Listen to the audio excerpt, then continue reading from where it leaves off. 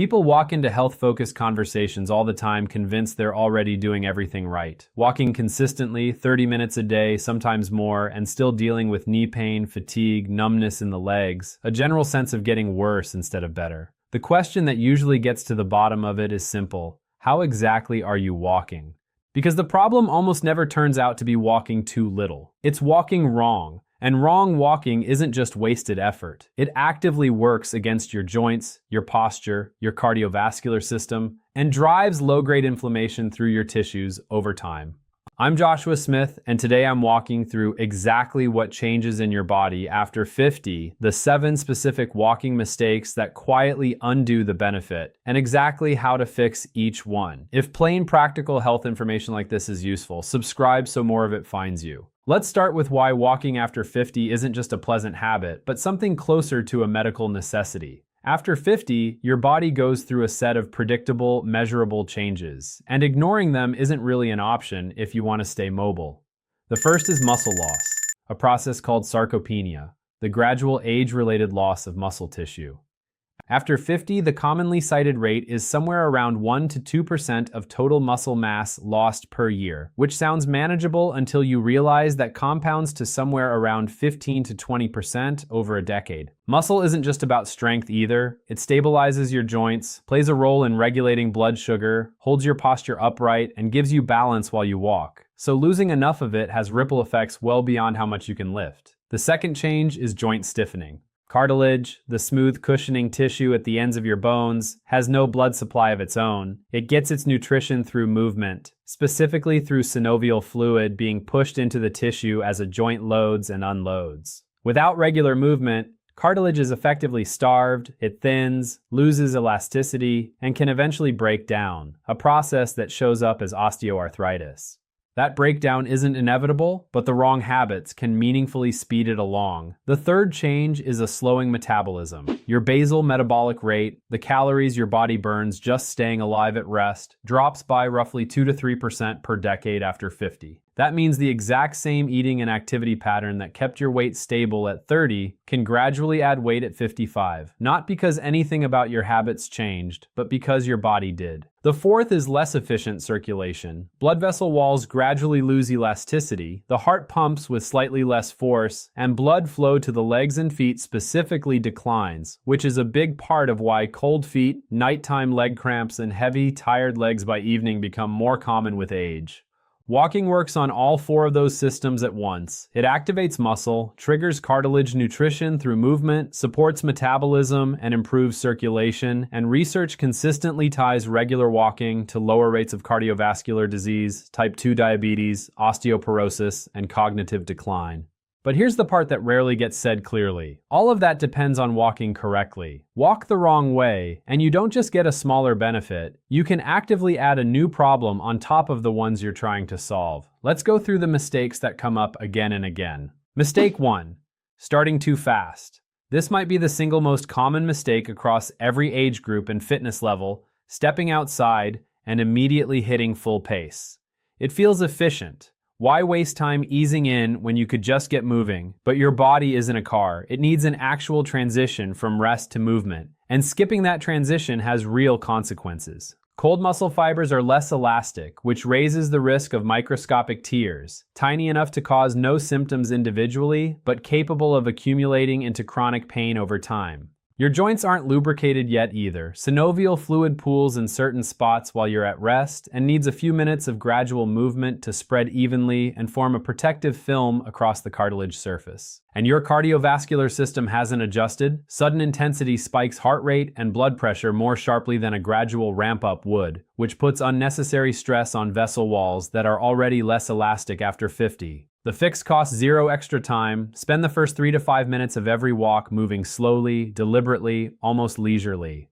That's your warm-up, and it applies just as much to a casual walker as it does to an athlete.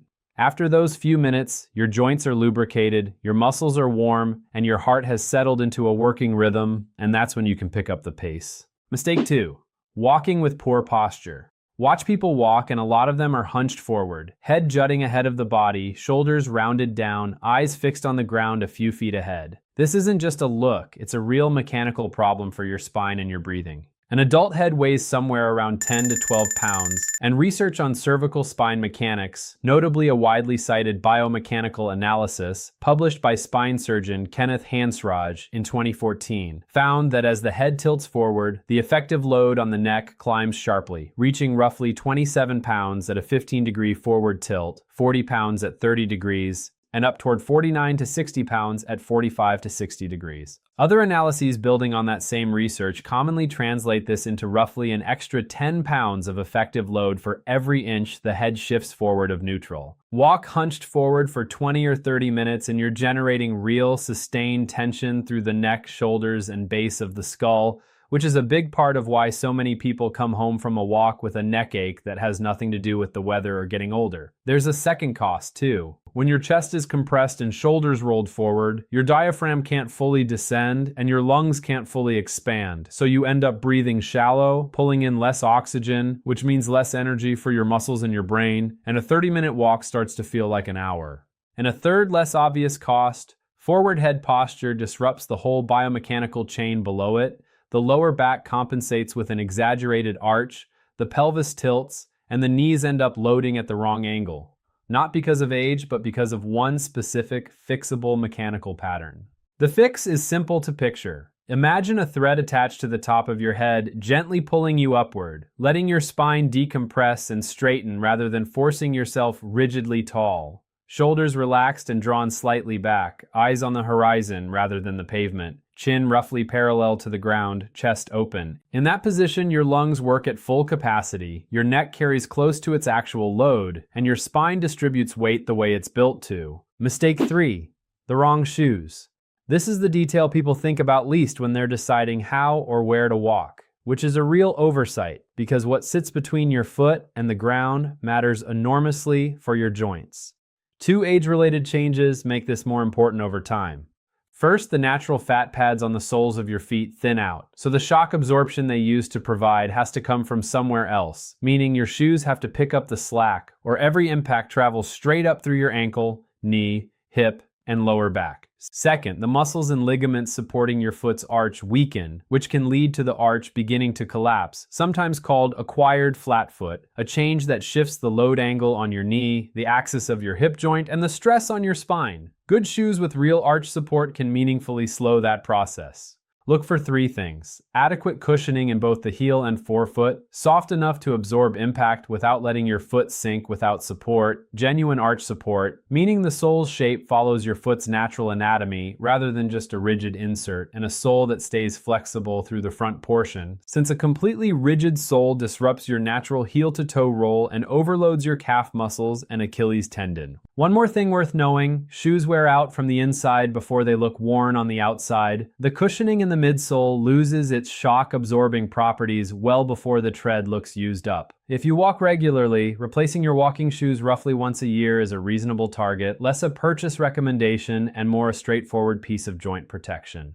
Mistake 4, walking rarely, but for a long stretch when you do. This is an extremely common pattern. A busy week followed by one long weekend walk, an hour or two, that gets counted as the week's fitness handled. Physiologically, that approach doesn't hold up well. Your body responds to repeated, consistent signals, not isolated bursts. Regular walking sends a message that physical activity is the norm, and in response, your heart becomes more efficient, your blood vessels adapt, your muscles strengthen, a process generally called training adaptation, and it depends on repetition. One walk a week is too weak and too infrequent a signal for that adaptation to really take hold, and a single long walk after days of complete rest can actually act as a stress event for muscles that aren't prepared for it, which is often the reason people feel sore the next day and conclude walking isn't for them, when the real issue is just the pattern, not the activity itself. General exercise guidelines converge on something like 20 to 30 minutes of walking on most days of the week as a reasonable minimum for meaningful cardiovascular benefit, not one long Sunday walk, but 5 or 6 shorter ones spread through the week. If you're currently doing 1 walk a week, a reasonable place to start is 3 shorter walks instead, even just 10 minutes each, adding a bit more every couple of weeks. Gradual isn't a lesser approach here, it's the actual strategy. Mistake 5. Keeping your arms motionless while you walk. Most people either hold their arms stiff, let them hang, or shove them in their pockets, which feels comfortable but strips away a real portion of walking's benefit and disrupts the mechanics of the movement itself. Walking is a whole-body, cross-pattern movement. When your left leg steps forward, your right arm naturally swings forward too, a pattern wired into your nervous system that distributes load symmetrically across your spine and reduces the sideways twisting force generated with every step. When your arms stay still, your spine has to compensate for that asymmetry by over-rotating through the lower back, which can be a real problem for anyone already dealing with lower back issues. Arm swing also recruits the muscles of the shoulders, chest, and upper back, meaning more total muscle mass is active during the walk, which supports higher energy expenditure, better circulation, and a more engaged metabolism for the exact same distance covered. An arm movement helps set rhythm and supports coordination, which matters more as coordination naturally declines with age. A steady arm swing helps maintain a consistent stride and reduces the risk of losing balance. The fix? Bend your elbows to roughly 90 degrees and let them swing naturally, opposite your leg movement. Nothing exaggerated like a competitive race walker, just genuinely letting your arms move instead of pinning them to your sides. Most people notice the walk feeling smoother and more rhythmic within just a few sessions. Mistake 6. Walking with your phone in your hand. This wasn't really a category of mistake 20 years ago, and now it's one of the most common things to see. Looking at a screen while walking reinforces the exact posture problem already covered. Your head tilts down, often lower than ordinary slouching, which increases the load on your cervical spine even further, rounds your shoulders forward, and compresses your breathing. There's also a real safety dimension here. After 50, the vestibular system, your inner ear's balance and orientation system, along with proprioception, your body's sense of its own position in space, both tend to lose some precision as a normal part of aging, which means your brain leans more heavily on visual input to maintain balance while walking. When your eyes are on a screen instead of the path, that visual information is gone right when you need it most, and you stop registering uneven pavement, curbs, or sudden changes in the surface. That raises fall risk meaningfully, and a fall later in life is rarely trivial. It can mean anything from a wrist or rib fracture to a hip fracture, which for someone over 60 often means surgery and an extended recovery. The fix is about as simple as it gets. Pocket the phone for the walk. If you want audio, music, or a podcast through earbuds, works fine. It's specifically the screen and the visual attention it demands that's the problem. There's also a genuine mental benefit to leaving it behind. Walking while actually attending to your surroundings, your breathing, and your body is a real form of attention and coordination training, one that simply doesn't happen when your attention is on a feed instead. Mistake 7. Skipping recovery entirely on the assumption that walking is light enough activity to need none. That assumption doesn't hold up. Start with water. Muscle tissue is roughly 70 to 75% water, and every process involved in muscle contraction, relaxation, and repair happens in a water-based environment. So even mild dehydration measurably reduces muscle elasticity and slows recovery. A glass of water after a walk is basic physiology, not a marketing line. Stretching matters too. During walking, your muscles work primarily in a shortening, contracting pattern. And without stretching afterward, they tend to stay slightly shortened, which can accumulate over time into tightness and reduced joint range of motion, most noticeably in the calves, hamstrings, and lower back. A few minutes of gentle stretching after a walk goes a meaningful way toward preventing that buildup, though it's not an absolute guarantee against all stiffness, more a strong lever than a complete fix. And rest days matter. Adaptation happens during recovery, not during the walk itself. That's when muscle fibers reinforce themselves and the cardiovascular system adjusts to the new demand. So 1 or 2 rest days a week isn't laziness, it's part of the actual protocol. Movement, hydration, stretching, and rest work as a system, not as isolated pieces. Worth being direct about one more thing. All 7 of these mistakes carry more consequence after 50 than they would have at 30, simply because joints, blood vessels, and muscles have less resilience to absorb an error than they used to. The same habit your body shrugged off at 30 can produce real, noticeable symptoms at 55. So here's the practical version of everything covered. 1. The slow start rule. 3 to 5 minutes of easy pace at the beginning of every walk, no exceptions, costing 0 extra time. 2. Check your posture right now, stand up, let your spine lengthen, ease your shoulders back slightly, and memorize that feeling so you can reproduce it the moment you walk out the door.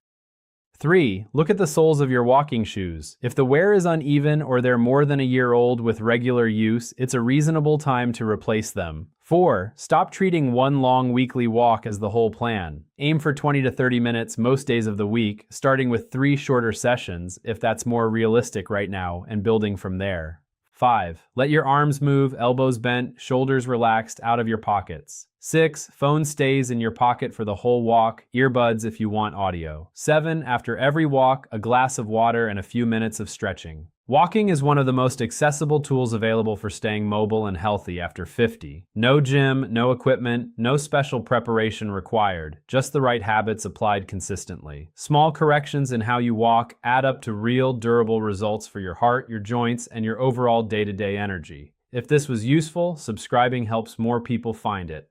I'm Joshua Smith, and I'll see you in the next one.